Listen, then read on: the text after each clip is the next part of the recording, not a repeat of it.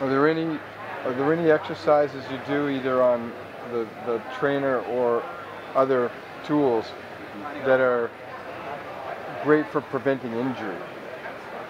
Think with the Vasa Trainer in terms of preventing injury.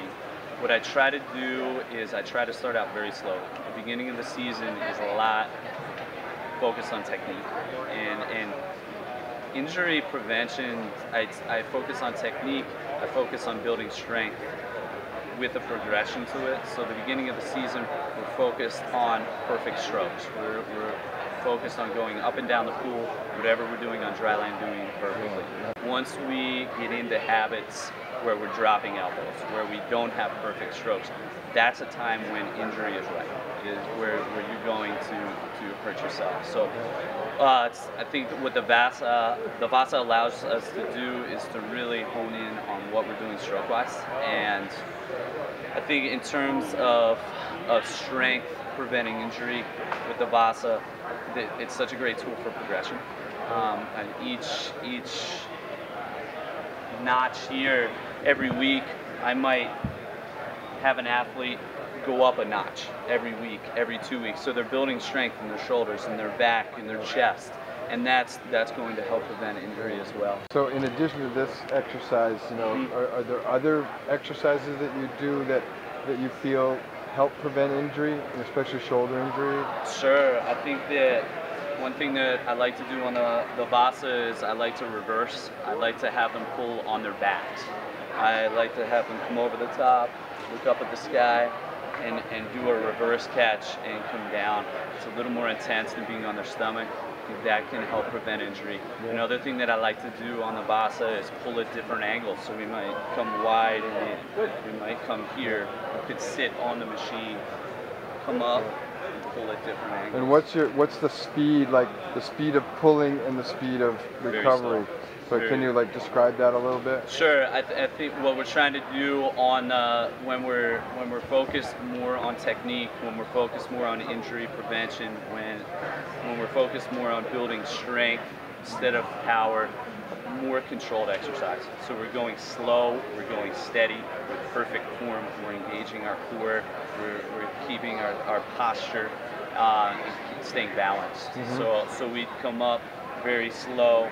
We come down very slow, and that's what I'm looking for my athletes. So come up on a 3 count, 5 count, down on a 5 count, or how do you do it?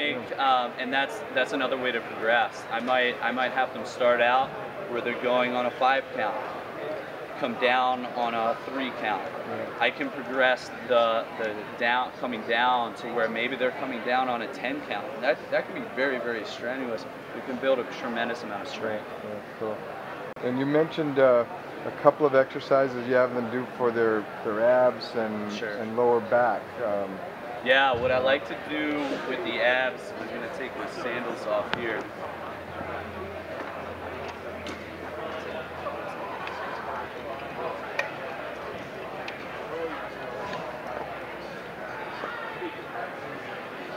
What I like to do is start them out in the beginning of the season, and they'll have their knees on the Vasa. They'll have their hands on the handles, and we'll do knee drives.